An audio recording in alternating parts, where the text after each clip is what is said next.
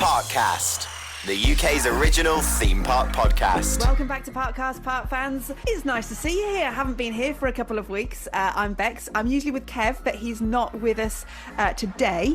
I do have a guest with me today, though, who I will get onto very shortly. But yes, Parkcast hasn't been here for a couple of weeks. I've been making a big move to Saudi Arabia. I am there. I am settled. All is good. There will be some Middle Eastern content coming to Parkcast soon, but we're also carrying on just as we always have been. We're a podcast for theme park fans. We chat about things in the theme park world, and we chat to some people from the industry, rumours, news. We get a little bit controversial sometimes. We don't care. We are just fans of theme parks and we love chatting about them. So on to today's guest, the first guest back on Parkcast for a couple of weeks. Talking of controversy, someone who has been sending ripples of controversy through the theme park enthusiast world, Dean Stokes. Hey, thanks for having me back. It's great to be here. I hope there isn't too much controversy. I certainly didn't set out to make any controversy. well, this is where we are. If you haven't heard of Dean, I'm not sure where you've been. If you're on TikTok, you'll have heard of him. If you've had the radio on, you'll have heard of him. I think if you've been on TV as well, I think. TV news, yeah. Okay, big time.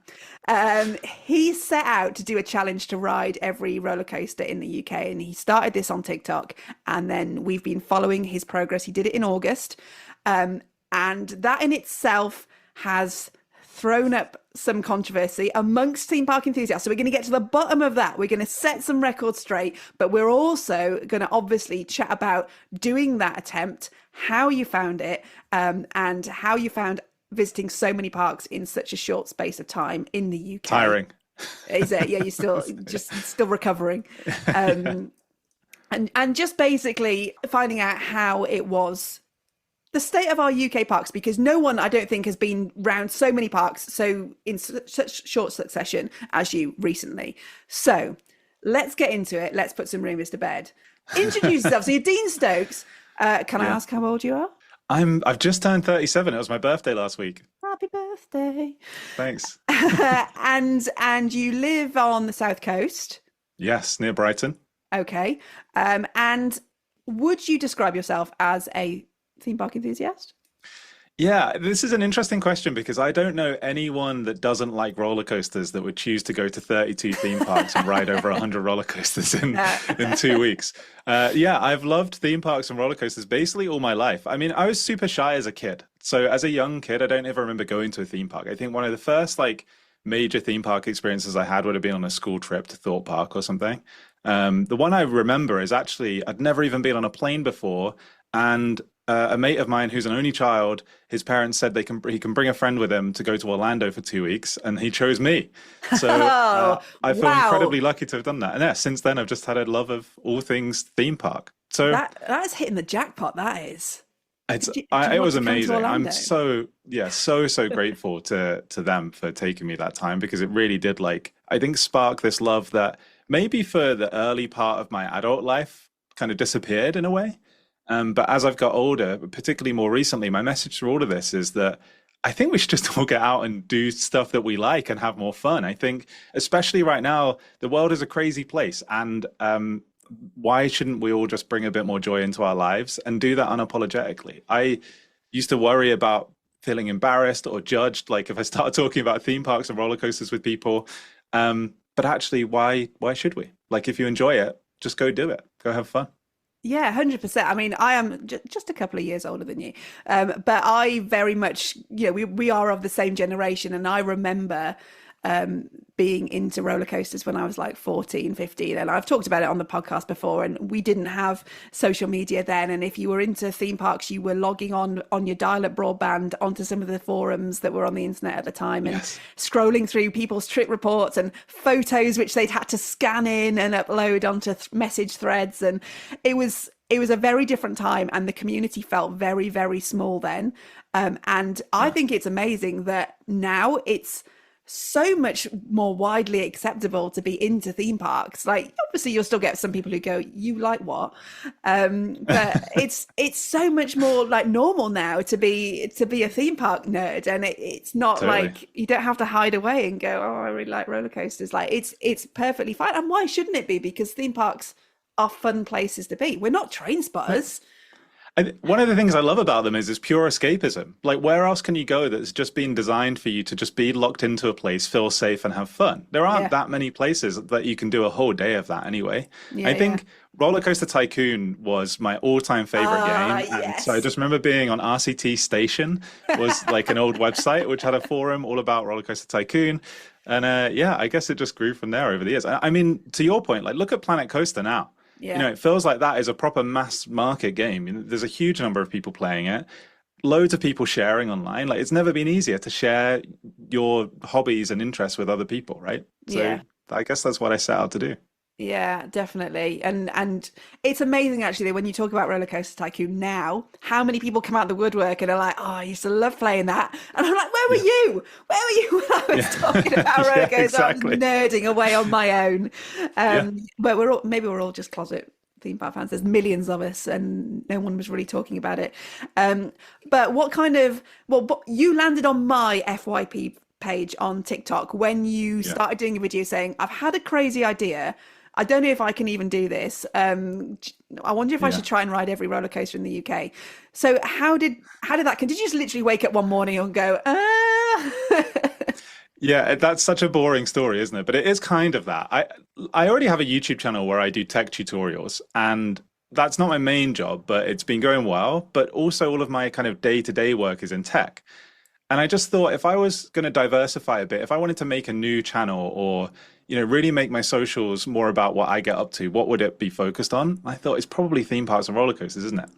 So then I thought, well, what could I do that would be like a big moment, you know, something that's different that would also be fun for me to do, so that if this doesn't go anywhere, if it's just my family and friends watching, which is fully what I was expecting, then I will just go out and have fun. And a mate of mine, Simon, when I told him, was like, I'll come with you. So I just got to have fun for 2 weeks with my mate. But yeah, it was just, you know, is there a big challenge that I could take on for myself that isn't necessarily an obvious thing that you'd have to be a bit mad to do? Like, why would you want to drive 2,300 miles around the country, literally the perimeter of the country, and fly over to Northern Ireland and drive into Ireland?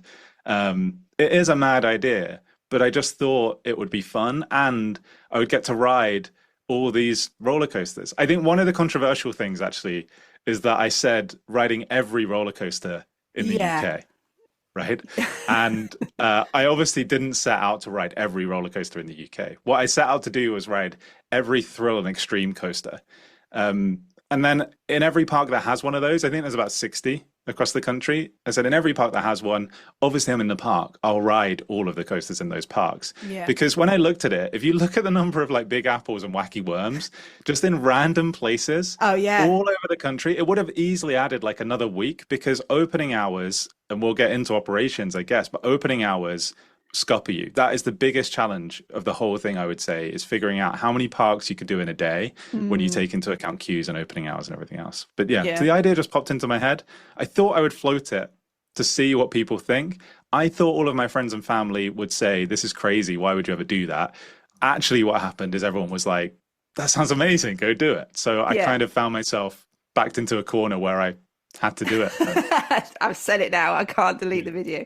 I think it's interesting because we will touch on this more, but obviously you did get backlash from people saying, well, he's not doing every roller coaster, but like you say, it would have been impossible, and logistically anyway, like how did you go about starting how you could possibly make this work? Like, did you just sit down with literally a map and go, right, where do I start?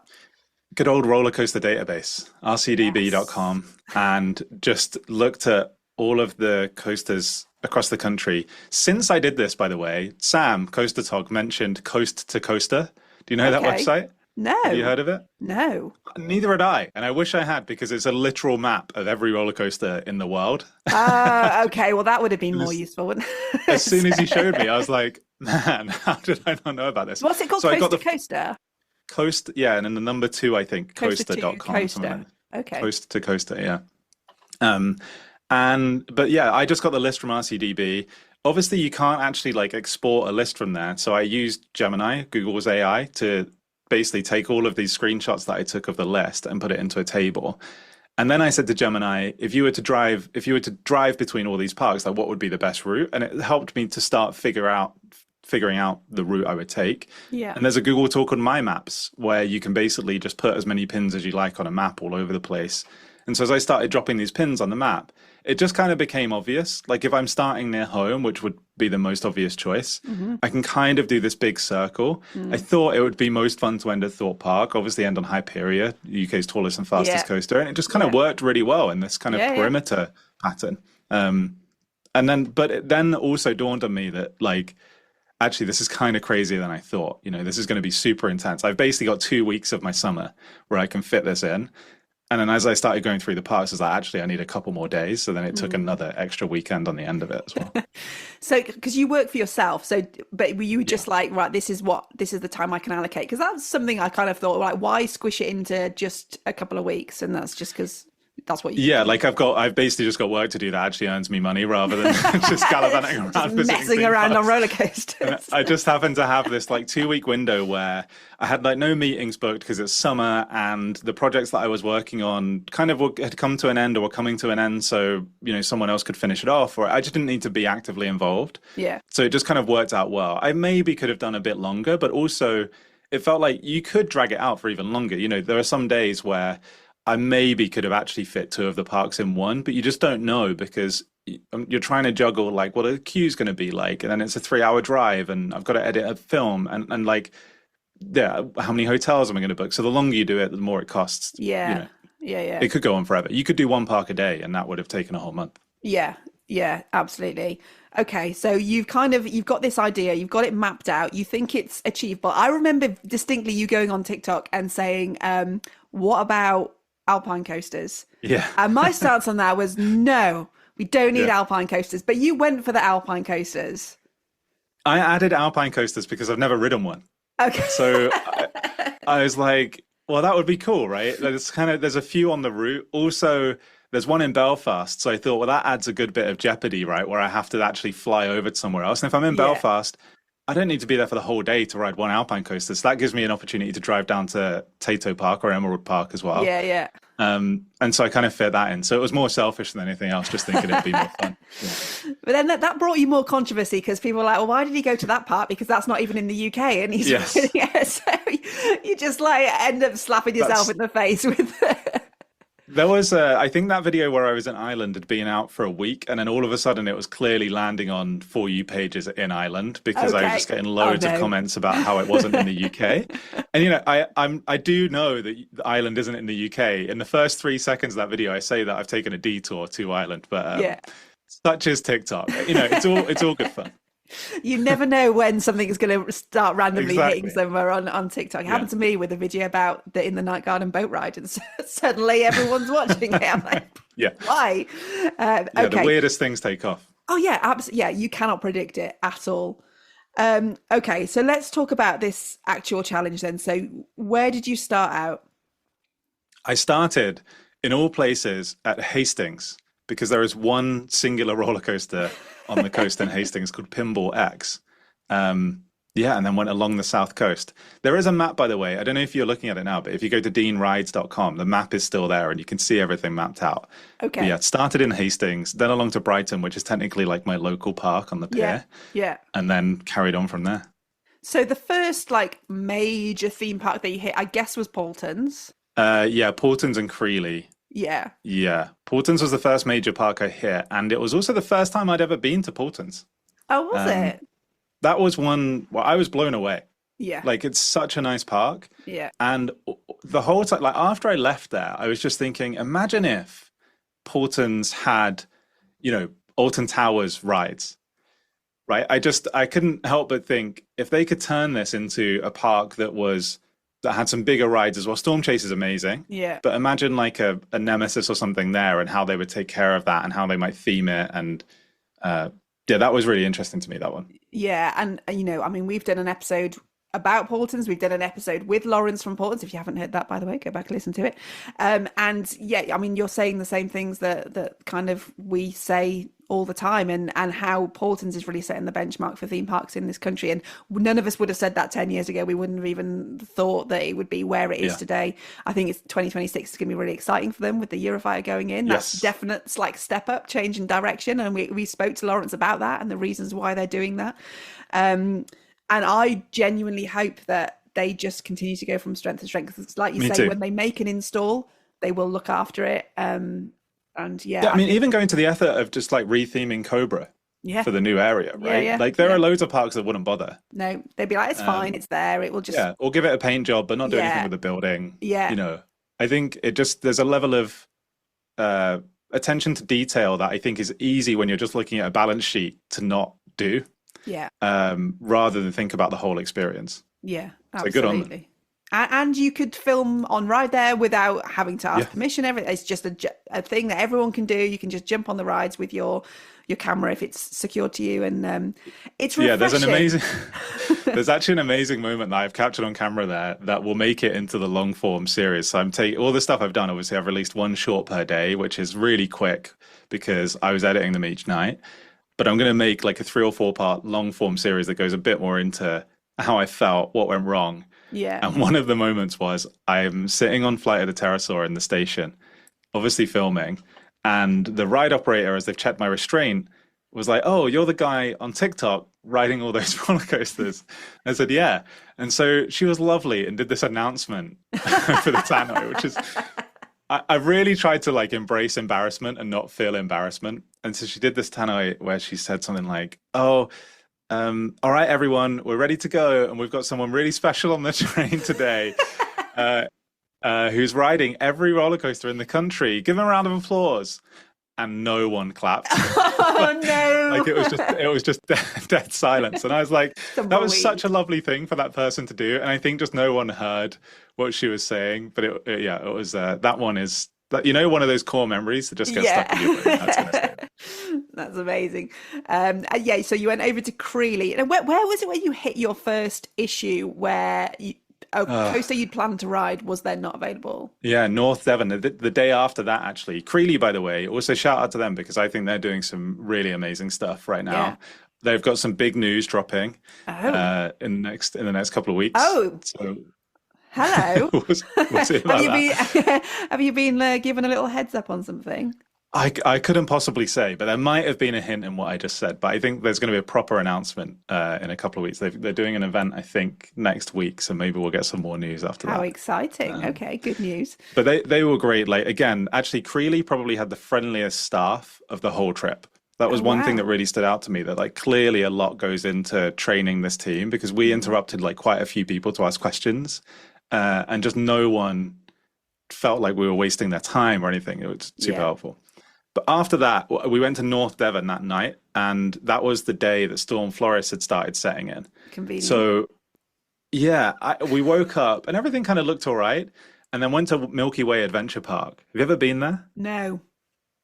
It's like a set of old barns, right, that have been put together on a farm, painted in like really bright colors, and it's just the most amazing like mishmash of things for the family. There's like a laser shooting range where you just sit and you have like a laser shotgun thing and you're hitting targets. That's free, it's included.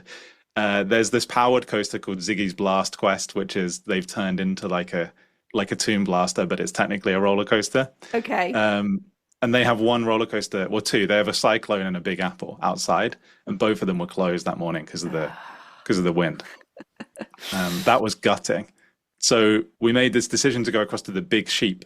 It's another interesting park. It's basically a farm, but they happen to have a roller coaster called Rampage, which cost a silly amount of money to put in, I think.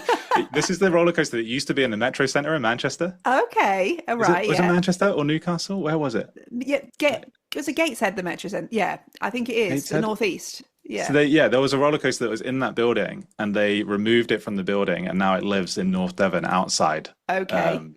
At the Big Sheep, and that wasn't running either because of the rain, because it has drive tires for lift hill. Oh, yeah. And speaking again, Rick, the owner, is a super nice guy.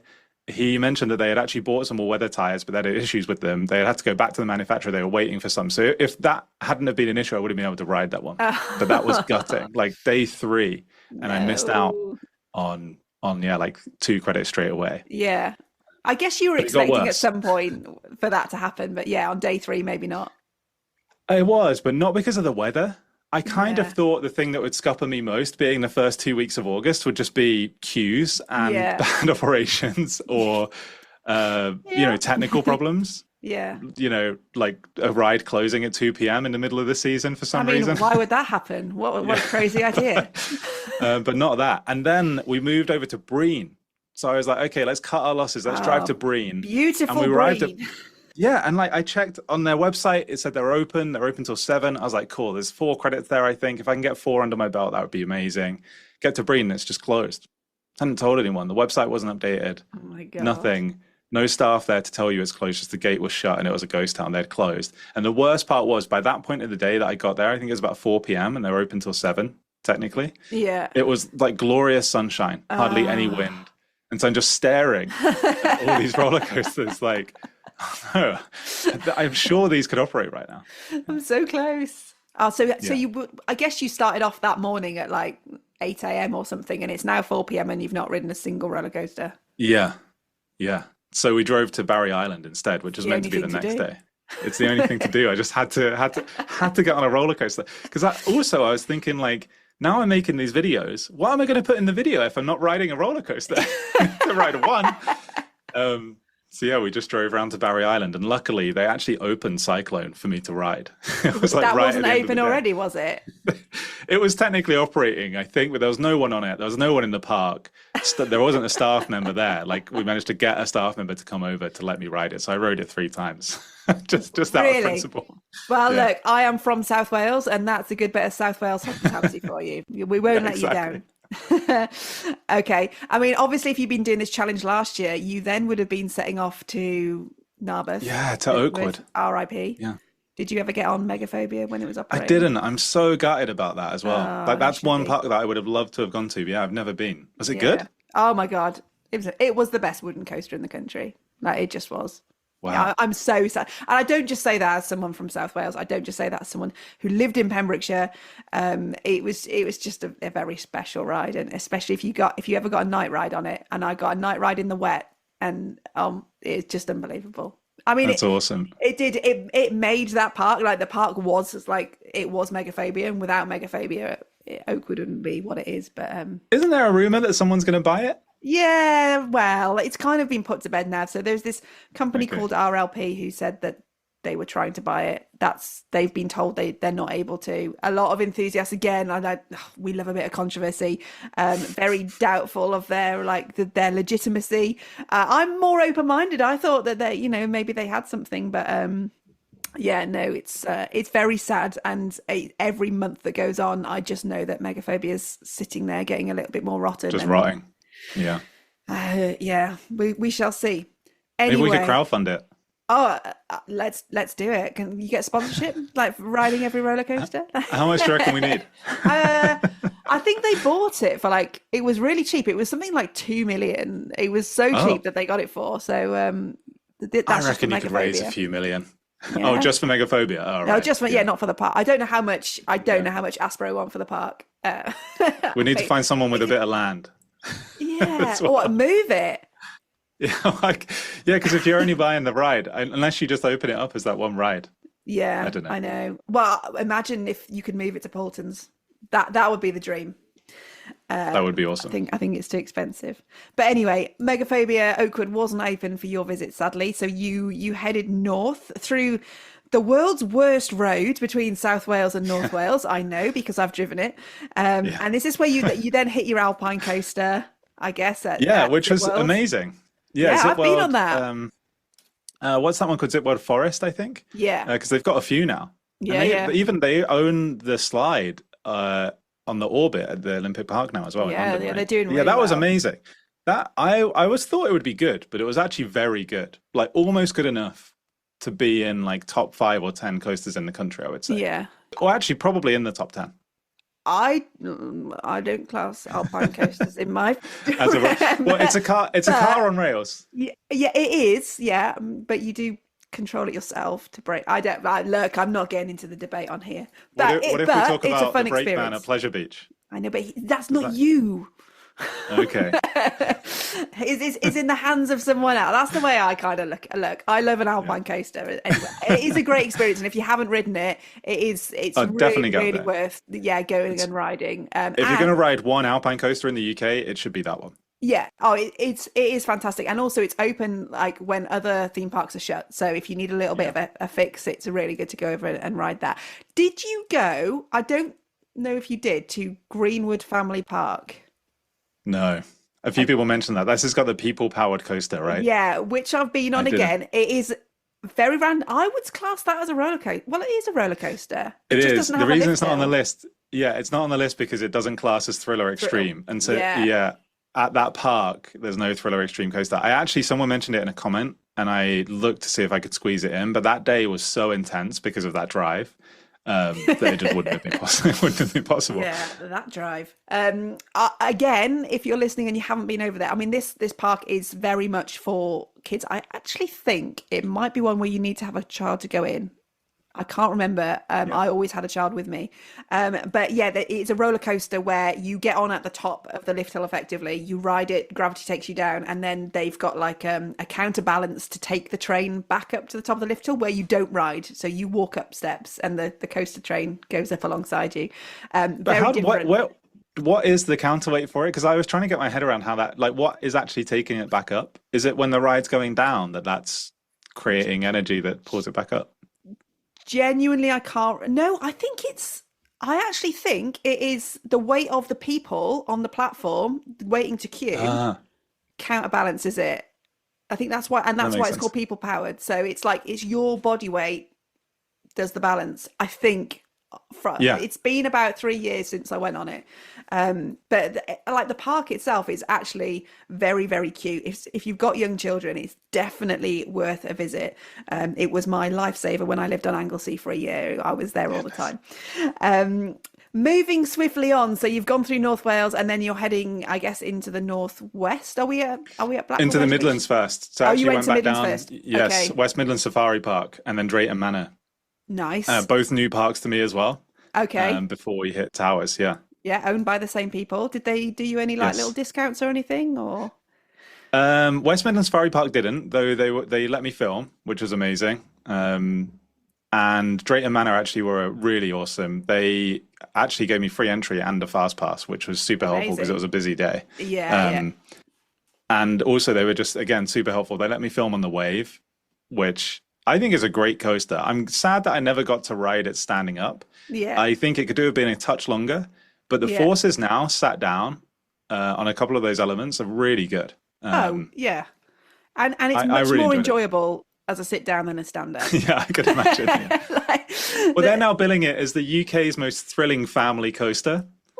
I don't know if I would call it a family coaster. It's because of the height limit, isn't it? Because it's only got like a 1.1 height limit. For a lot of kids, I guess it could be their first inverted coaster. I think it's quite a forceful coaster to be your first coaster. But I assume it is just because of the location. But I would probably say like Swarm would be a better intro to like your first inversions, apart from the fact that it's winged, could be scary. It seems a bit scarier. And again, like going back to Paulton's, that's what they're kind of hoping for with their Eurofighter, is that they can make that bridge between family and then your next stage up is you go on the Eurofighter. But I think that's exactly what they should be doing. I think it's a great shout, and I'm really excited if they keep going down that direction. Yeah. What did you think of Gold Rush? Good little family coaster. I only got to ride it once. When I first went to it, it was down. So do you know which cycle you did? If you did the morning cycle or the afternoon one? I did I think it was in the afternoon, but I think it was running the morning one, which is where it goes over the lift hill, right? Okay, yeah, that's the morning one. So I don't know if that was because of like whatever reason it was down. But again, only one train operations, pretty much everything. Well, everything there was only on one train. It was a busy day there.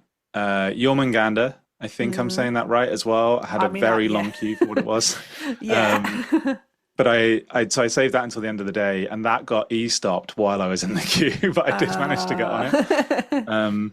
But Gold Rush, I thought it's an interesting concept. The problem is that with a single train, with a ride like that, it's a long wait every time, right? Like, because it's quite a long layout for it to have to move through. Yeah. Lots of chances for it to go down, I imagine. Yeah. But I do like the innovation, and the more of that kind of thing that we try out in the UK, the better. Because I think often there's a history of like world's firsts in the bigger parks. But if you've got some of the smaller parks, I don't know if Drayton really counts as a smaller park, like actually innovating and trying something different, I think that's interesting. So props to them for doing it. I think it's a great coaster. As someone who's got a 4-year-old, I think it's a perfect coaster, intro coaster, although my 4-year-old did hate it the first time she went on it. But I'm confident the next time she'll be much happier. It's just, it's just something different. And it's a family coaster, which isn't your standard like figure of 8 or something like that. It's just got a bit more about it. And it reminds me very much of Hiccup's Wing Gliders that's just open at Epic. It's like got similar kind of details on it, which just make it more interesting for a family coaster. So I'm a sucker for a launch as well. So anything that even has a small launch on it is always going to win me over a bit. Yeah, no, it is really good fun. And Drayton Manor is one of those parks where I think you can have an amazing day, or you can have quite a tough day if it is very busy and operations are bad. And it's hard, because I've been very lucky and had I used to live very close to it and had many visits there where I've had an amazing day there, but it can take you by surprise sometimes, which I guess moving on to the next part, which is the obvious park to go to after Drayton Manor, Alton Towers. Now look, we're Alton Towers fans on this podcast. We love the park. We know it's having a tough time. We know it's not where it needs to be. How did you find it? I had the best day there. Really? Honestly, it was like one of the best days of the trip. I think it's partly because I met Sam in the morning, Coaster Tog, who basically got me on like 4 rides before, like with 90 minutes into the day. Did you use the ERT for that? Like yes. They just started, hadn't they? The pass holder. They announced it. I think on like day 1 or 2 of me being on the road, they announced it. So I got straight onto the pre-booking hub and pre-booked the RT. So I managed to get Nemesis and Runaway Mine Train in before the park had even opened. Then we went round to Rita and 13, did those, walked onto both. That's so lucky with Rita as well, because Rita had been down and down and down, like right until you would start. Again, literally just until I got on the road, it reopened. And everything was open pretty much the whole day. I didn't notice any major downtime. I actually left the park at 4, having done everything. I mean, I could have done it quicker, but we like stopped for lunch. Where did you have lunch? Hang on. Well, this is a part of it actually, because your mate Simon, who came with this, he was like your food reviewer. So let's take this interlude to ask about the food at Alton Towers and Simon's thoughts on that. I really wanted to hate the food at Alton Towers because everyone talks about how awful Aramark is, and we went and got a quick snack of chicken tenders and chips from the, what's it called, something supply company in Forbidden Valley. Just, it's like a quick service place on the right hand side past the helicopter, and it was really good. They do like good chicken in Forbidden Valley. They do some like good wings. That is probably the best food at Alton Towers, to be fair, from there. Well, if not Eastern Express, that's the other one. I did have the roller coaster restaurant booked because I thought it would be interesting. I've been there once before, years ago when it first opened, but I thought it would be interesting for Simon. But we only had a booking at 6 and we needed to get to Blackpool, so we just decided to cut our losses and then go. The other thing he had there, though, was Simon's snack that day was the black ice cream in Gloomy Wood. Yes!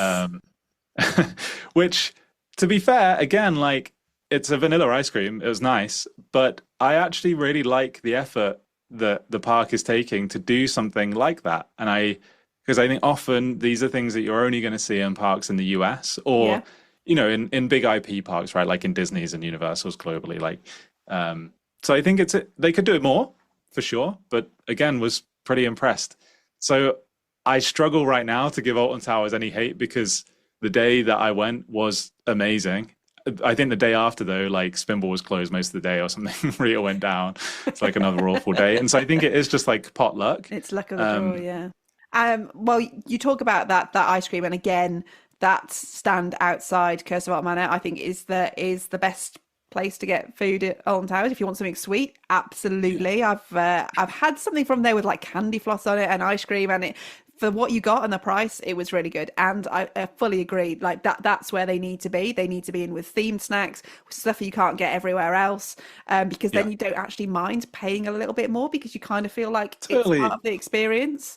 Yeah, and you're having a day out. Like I can get a Mr. Whippy anywhere, right? Exactly. I can't get a black one that's themed to like this amazing like haunted house ride, for want of a better word, that it's outside of. Like that's what a theme park should be, I think. It is immersive, and I do think that that's what gets people to part with money. 100%, absolutely. Did you actually go on anything like Curse, or were you just like the coaster? We went on Curse because I haven't been on it since Curse opened, and I thought it was great, actually. The effect at the end wasn't working. I think there's meant to be like a mirror effect where they're sitting next to you in the car. That wasn't working when I was on it. I think that's down quite a bit. But I was impressed. Again, like, I thought, actually, they've done a great job here. You know, Jewel was old hat by the time it was done. I don't think it was anywhere near as good as Tomb Blaster at Chesington. I don't know if that's controversial or not. No, I don't think so. And I thought they'd done a great job on Curse. I was gutted though that I didn't get on Toxicator. I had one chance to do it in the morning and it was down. It ran one cycle during early ride time and then went down. Well, look, if it's any consolation, it's not as good as Talakan Phantasialand. Yeah. I mean, can any top spin beat it? I don't know. I think they're going to struggle. No, do you know what though? I'm glad that you had a good day at On Towers. Like nobody here wants On Towers to fail, and we need to have people who have good days there to remind us that good days are there to be had. Totally. And I plan to go for fireworks. I plan to go for fireworks, and like fireworks there have always been good. Last year, people were raving about it as well. So I'm excited to go and see some more of that as well. And we'll see what operations are like once it gets a bit colder. Are you not going for Scarefest? Maybe. I'm always certainly going to get to Fright Nights in Thorpe Park. Yeah. I don't know if I'll make it up to Scarefest. It's a long drive for me. You should try. If you can, I would do it. I think Scarefest is great, and I'm not a horror event enthusiast because I'm a massive wuss. So I'm not like in terms of horror events. I get it. It's not all the horror fans will be like, oh, it's rubbish compared to whatever. But for me as a theme park fan, I think it's an amazing place to be during Scarefest. It's just I haven't been to Scarefest for years, and so like I haven't tried Compound. Obviously, that was new last year. So maybe. Maybe if I can make it happen, I will. You should. Yeah, definitely. Okay, so you left Alton Towers and you went up to Blackpool. So two big hitters, one after the other. That's exciting. Now, Blackpool, you should have been getting a load of credits here, I guess. Yeah, Blackpool, operationally. So, first of all, again, like shout out to Blackpool. And one thing I want to call out actually is that we have so many amazing like independently owned, family-run businesses in the UK that are theme parks. Creeley, Blackpool, Skegness, Pleasure Beach, or Fantasy Island, all of these places and more, Adventure Island in Southend, I'll stop saying them, but there's loads. And I think it's really easy when you're local to them to like pawn them a bit and just say, oh, well, it's rubbish, like they've only got this one ride or whatever. It's like all this stuff costs so much money. And I think we're incredibly lucky actually at the variety we have in the country. And so I'm really supportive of these family businesses. They were the ones I was most excited to meet. So also shout out to Blackpool because I paid for entry and everything. I ended up paying for Speedy Pass, but again, super helpful to work with. They let me film on a couple of rides, like just a really, really great team. What I will say about Blackpool is I've got some controversial opinions about Blackpool Pleasure Beach. Okay. We don't shy away from controversy here. I think that they should take down Grand National and replace it. Well, okay, no, stop. Okay, I said we don't mind controversy, but you can't go slandering the Grand National like that. Not on my show. Absolutely not. I'm not having that. Anyone that comes off that and says it's actually genuinely like a good ride, I think is lying. Oh, no. I think it's probably nostalgic for a lot of people. It's not. You just weak. Just say weak. Deal with it. But think about it. Like those seats have got so much padding in, and yet it's still so janky the whole way around. Like it's an amazing experience to say you've ridden a wooden roller coaster that's like one of the originals, and it's the original dueling coaster. Like, it's really amazing. Don't get me wrong. I don't knock the experience, but something else would be better now. We're going to fall out. Can I terminate this? No, I know a lot of people share your thoughts on that. I will never be one of them because I love that that roller coaster has stood for 90 years and that people were riding it as children who are now no longer with us, and it's seen so much in its lifetime. And yeah, I don't want, I love that it jolts you around, because it feels to me like you're really riding a roller coaster and it's not a glass smooth experience. And I would worry with that what they replace it with would not do it justice. Yeah, and to be fair, I would say that like I really try not to rate smoothness too high, because I think that, like, to your point, a smooth roller coaster doesn't necessarily make a good roller coaster. I think it's just that if you compare how that rides to roller coaster at Great Yarmouth, for example, that is still an amazing smooth ride, and older, I think, than Nash, right? Yeah.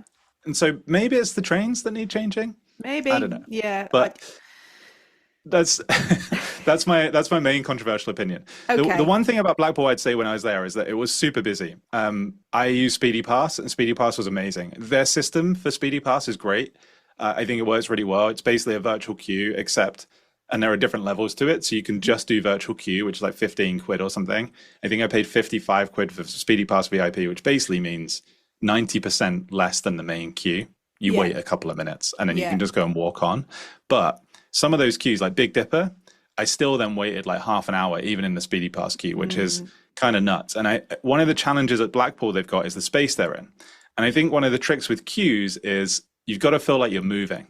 Yeah. If you don't feel like you're moving in a queue, you're going to feel like that wait is way longer than it actually is. Yeah. And that's one of the big challenges there. Big Dipper is a prime example of, like, basically everyone's just stood around watching one train go round while a second one is just sat next to the station not being used, and not really moving very much. But at the same time, they have these, like, Icon is one of my favorite rides in the country. I think I put it at number 2 in my top 5 the other day when I did a video. Like, I think for all out fun, is it the most intense? No. It's pretty smooth though, but again, sucker for a launch coaster, double launch. The investment in that was so worth it. The way that it weaves between the other rides, like, I think it's just a really good all out fun experience. And it's just really interesting that sits alongside, like, Infusion, which is probably the worst roller coaster in the country. I fully concur with that. Yeah, I just I have so many conflicting opinions, but I still love the big one. You know, the big one I think really holds up. That first drop is amazing, like, awesome views over the coast. I don't think you can beat it. Like, and a lap bar as well, like, it's awesome. Yeah. We've talked about the big one, and obviously, its height has been beaten by Hyperia, but I still think the big one's lift hill is more daunting than Hyperia's. Oh, for sure. Yeah, I totally don't know agree. What it is about it. It's like the click, click, click, click, click all the way up. It's you very feel like slow. If Grand National was janky like that, then I think it would be fine. But, like, the big one isn't smooth. It's still rough, and after the first drop, you know, it's an up and down. It's a hypercoaster, but I still think it's super fun. And my POV video for that is one of the favorite things that I filmed, like, through the whole trip, just because I'm just really having fun in the back seat of this thing, like, being whipped around from 200 feet. It's awesome. Yeah. Well, amazing. Well, I'm glad you had a good day at Blackpool as well. Like, Blackpool has a special place in my heart. So, and it seems like actually your experience of it has been repeated by a lot of people this summer. It seems to have been very busy for a lot of the summer, which is good news for the park. I hope that they are getting and lots of visitors. The day that I was there, talking about nostalgia on Grand National, Alan Carr was filming. And he filmed on Grand National that day. So at some point there'll be a documentary with Alan Carr in it riding it as well, which I think would amazing. Be fun. Yeah. Well, and imagine how that camera would have had to be secured. It was a proper broadcast camera secured on the front of the train. Yeah. There's a lot of gaffer tape on that. Yeah. Okay. So I don't want to go through every single park that you went to, because there's so many, but obviously after Blackpool, did you go to Ireland after that? Flew to Ireland, went down to Emerald Park, went across to Midlothian to ride the Alpine coaster there, down the East Coast then, first visit to Flamingo Land, Fantasy Island in Skegness, Pleasure Beach, and round to Essex. Yeah. I'm just going to stop you at Flamingo Land. I haven't been this season. Actually, I haven't been for a couple of seasons. Yeah. Is it still as terrible as I remember? I thought it was fine. It's the most expensive park, I think, that I paid to get in. Which I know is like a common complaint. I saw someone say online that the trick is that you should stay there and then it's much, you get free entry. Cheaper. Yeah. I mean, but then you're paying more money still. But I also didn't book tickets until the day, so I got fleeced. I think it was like 100 what was it? It was like £56 each, or maybe £112 or something on the day. I think it was something like that. Whoa. That's like Europa Park price. Yeah, everything was running. So it was pretty good in that respect. Hero wasn't as bad as I thought it was going to be. Controversial. Wow. I think my height probably helps. But again, what lets it down is single train operations. They were some of the longest queues at Flamingo Land that I waited in for the whole trip. And not even for like Kamali and Velocity and Sick, but for Zoom and Twistosaurus. And I think the other one is like Runaway Mine Train there. So operations left a lot to be desired, I would say. Yeah. Okay. There's no rush in any of the crew. And that's disappointing, I think, from a staffing point of view. If that's a cultural problem in a theme park, and you really need some management to step in at some point and make people want to do a good job. And if there's no aspiration to want to provide excellent service, then totally. I think especially if you're basically only investing in one train per ride as well. Yeah. At that point, your turnarounds need to be really good. And they're just not. Like Mumbo Jumbo is running on like 2 trains and only one's on the track, even though there's multiple block sections and there's actually 3 cars. So like that to me is unforgivable. Like when there's a 45-minute queue, like get the other train on and use the block sections that are on the track. Doesn't make sense. No, definitely. Fantasy Island is my local park, celebrating 30 years. It is. I'm about 20 minutes away from Fantasy Island. Well, in the UK, obviously, I live in Saudi now. But now, look, Millennium is a surprisingly smooth Vekoma. Yes. It really is. That going into that first loop, I thought it was going to be rough as hell. Yeah, everyone braces themselves and they're like, "Oh wait, this is fine." In the POV of that, I'm like surprised. I'm like, "Oh, it's super smooth." I just uploaded the POV from Odyssey yesterday, where I've got like both my face and the ride, and I thought it was good fun. It's intense, is the way I describe it. I wouldn't put it anywhere near as bad as Infusion. It's intense though. There's a couple of inversions on that really whip you round. And I obviously had my arm out trying to film, and I was trying to record a voice note for the radio whilst riding. And that was one of the hardest ones to do, which is in there. But Fantasy Island, really quickly, like, again, single train operations. They only own a single train for each of those coasters. Queues were better, though. Like, the teams there were really being as quick as they could in the station. But what blew me away was that inside that pyramid. Yeah. This is unbelievable. You just walk in. Outside, it's basically in a car park and there's some market stalls. And then you walk inside this pyramid and you feel like you're in Universal or something. Like the theming and everything is unbelievable. Yeah. And part of me was like, imagine if they did this outside. Like, I know. It's kind of nuts. Yeah, and everyone gets surprised by that pyramid, and there are some great little rides in there, and it's really beautifully lit. I always have a little dream that the aspiration is to make more of the outside like that. I don't actually know or think necessarily that that'll ever happen, but yeah, if you haven't been to Fantasy Island, it's not all about what you see on the outside. There is this really amazing little bit inside. Did you go on the gatekeeper inside? No, I just didn't have time. What is that? Because I saw a sign for it. Yeah, it's basically like a moving arm screen-based ride. So you sit in a row of 4 and you're on a robotic arm.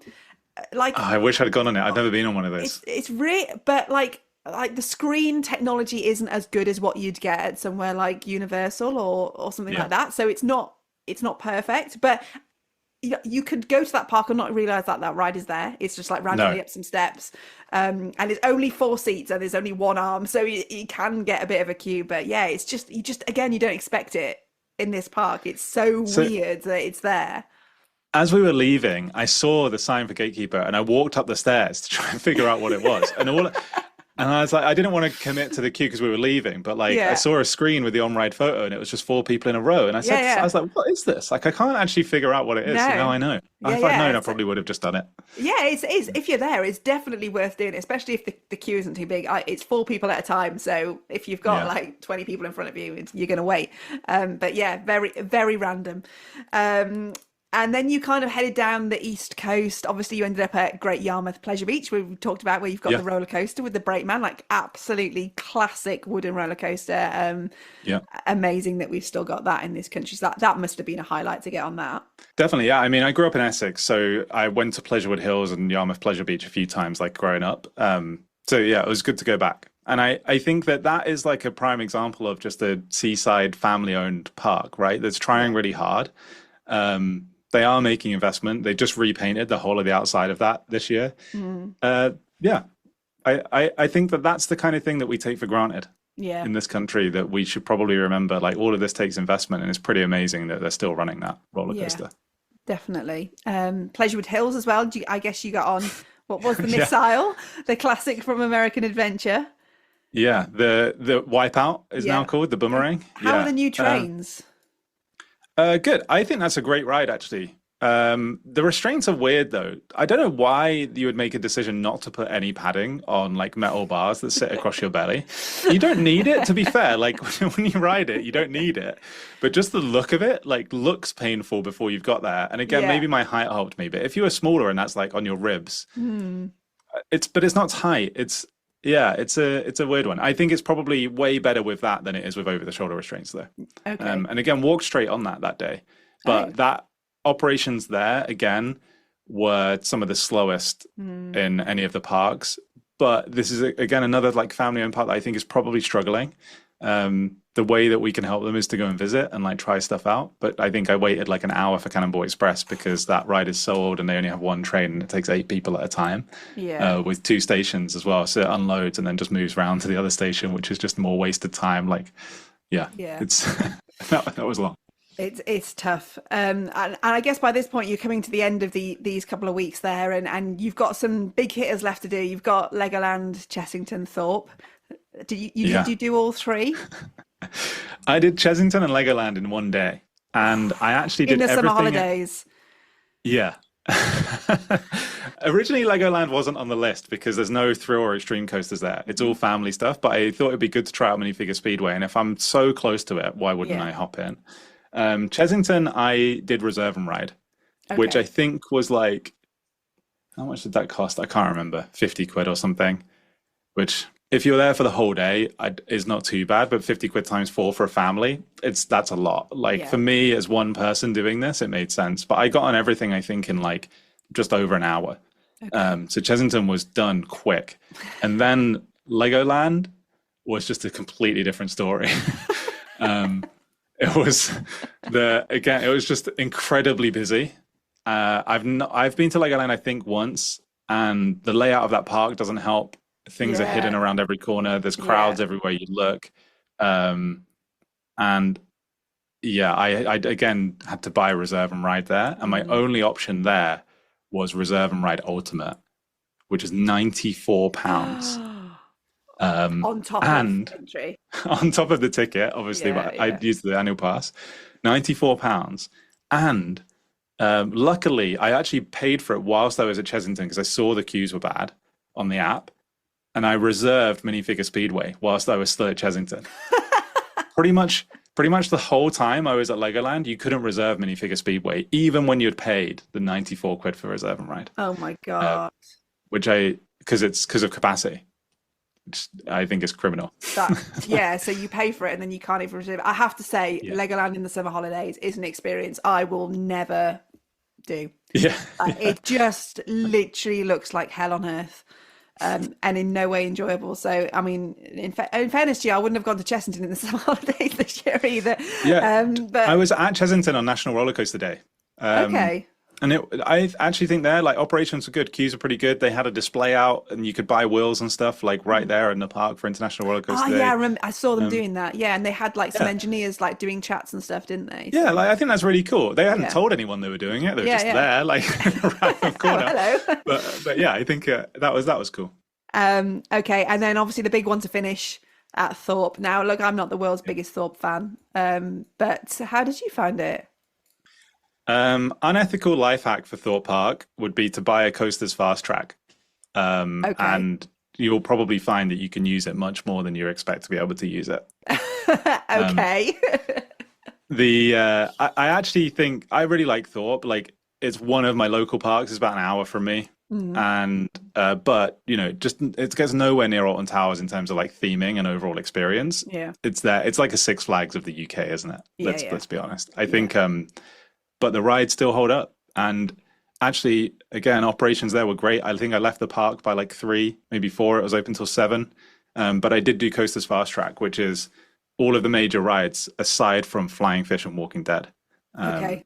Oh, and then I had to one-shot Hyperia because after 16 days, after 16 days on the road, not getting much sleep every night, I was like, I could queue for 70 minutes, or I could just pay my way out of this and get home and have a good sleep at the end of the day. Just throw money at that problem. Exactly, yeah. And by this point, I guess in your mission, people had sort of seen you on TikTok, heard you on the radio and stuff, because the media kind of cottoned on to what you were doing and jumped on you. And I guess you were getting people in parks starting to come up to you by that point going, oh, I've heard about what you're doing. And people joined you for like your ride on Hyperia and stuff, didn't they? Yeah, the maddest one was actually on the very first day at Hastings. A guy called Jack, a boy with his mum, came and met me at Hastings. So I had no idea. I turned up and someone's like, oh, Dean. And I was like, oh, wow, this is crazy. And yeah, at Thorpe Park, we had a little crowd at the end on Hyperia. And it was just super lovely, honestly. Like that for me is the most amazing thing about this community. Like I've made friends from doing this that I would never have expected to. And I've met some amazing people that I'm now talking to online. I probably will meet up with some more people in the parks. Like that's been really fun because whilst I have friends that like theme parks and roller coasters, I've never been that involved like in this community, because if there's a spectrum of enthusiasts, I'm not the enthusiast that can tell you like every detail about every ride and every manufacturer. And at the other end, I don't know nothing about theme parks. I'm somewhere, I think, firmly in the middle where I love them. I love the whole ambience, and I just want to go out there and have fun and ride roller coasters, and not just roller coasters, actually. I just love the whole experience. So that has been really, really awesome. And I'm so thankful to everyone that has like taken the time to say hello, leave a lovely supportive comment. People have told me that I'm living their dream. Yeah, it's been really nice. That's amazing. How many did you actually get on then in the end? What was your total? I had 122 on the list in the end, and I managed 108. And basically all the ones that I didn't manage were pretty much because of Storm Flores, because Breen was closed, Funland in Tier Prince was closed, and then a couple of odd ones here and there. And then Jellykins at Fantasy Island, I'm just too big. Oh yeah, you would be. Yeah, I haven't been on that. My daughter has, but no, I haven't been on that. Okay. So that's, I mean, impressive anyway. Now, we'll get into the controversy that you suffered.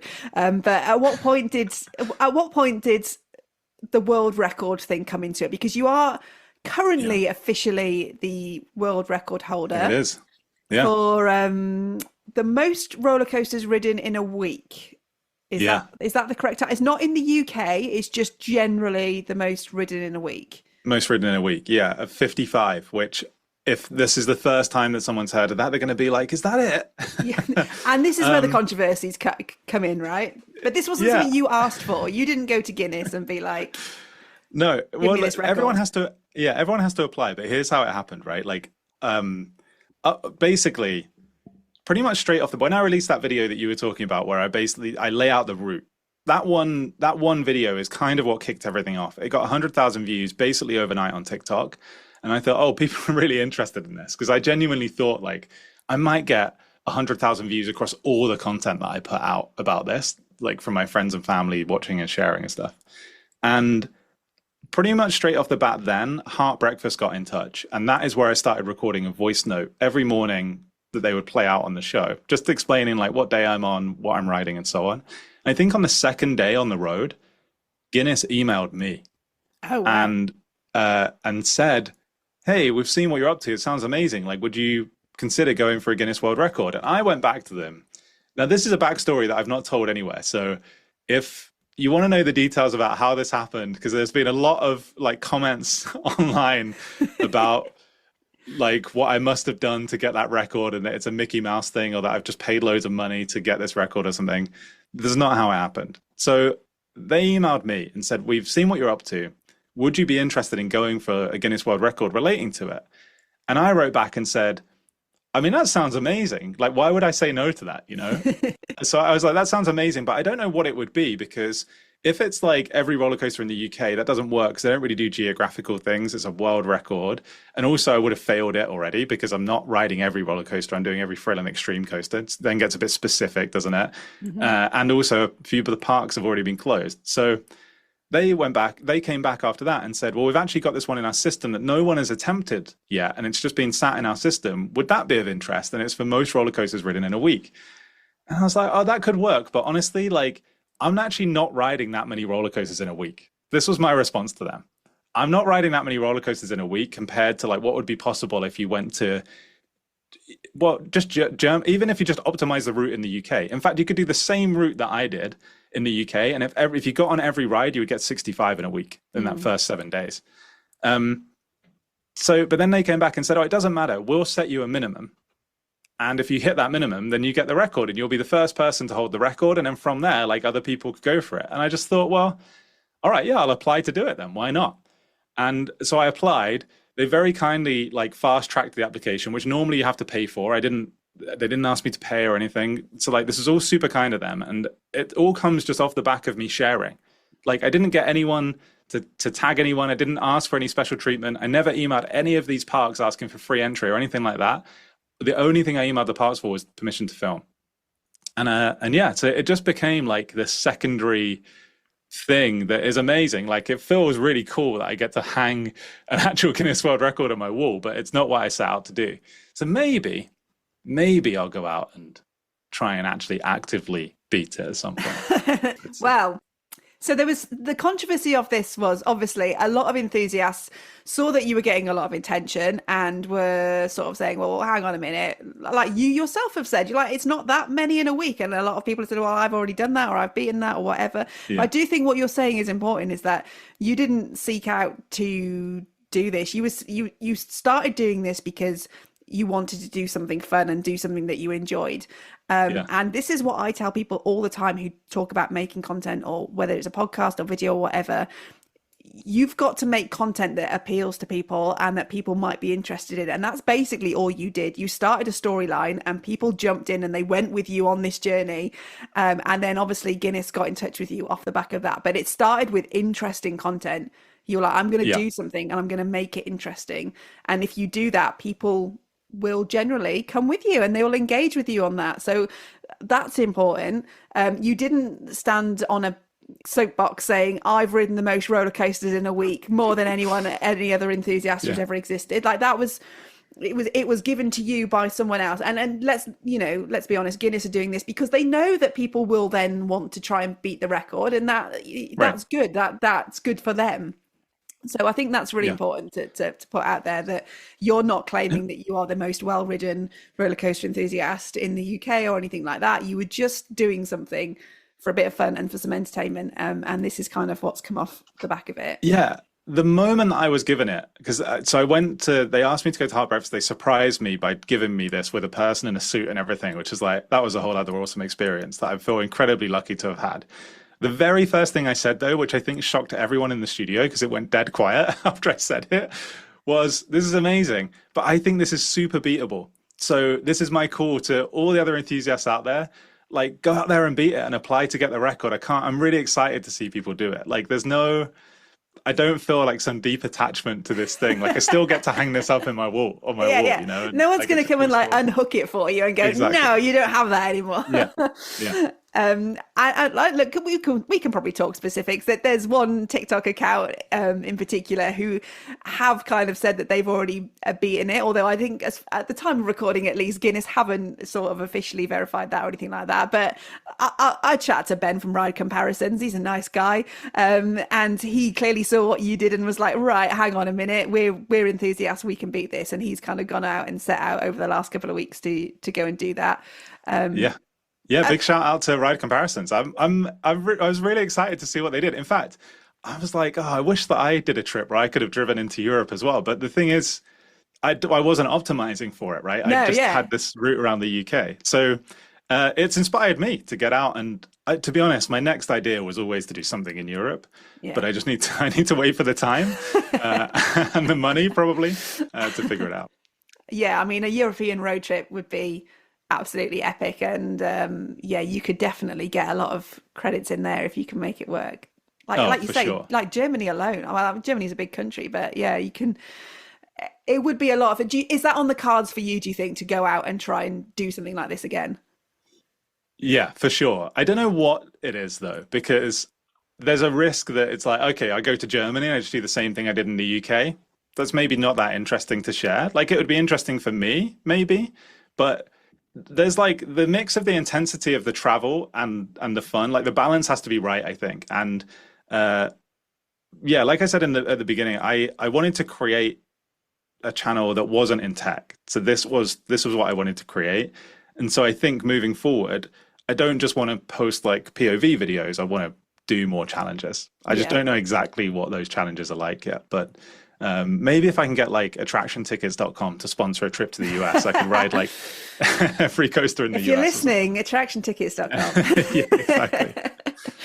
No, well, or actually, if anyone's listening to this and you've got any ideas for a good coaster challenge that Dean could do, like feel free. Like, yeah, like throw ideas in comments. People have already given me some like amazing ideas for things to share off the back of this trip now. I'm super open to hearing ideas because you just get stuck in your own head. You'll know, Bex, like for just sitting thinking, oh, what's the bit that that would like be interesting to people and what isn't. And sometimes what's interesting to people is something that I thought would just not be interesting at all. Yeah. It's so random what people will hook onto.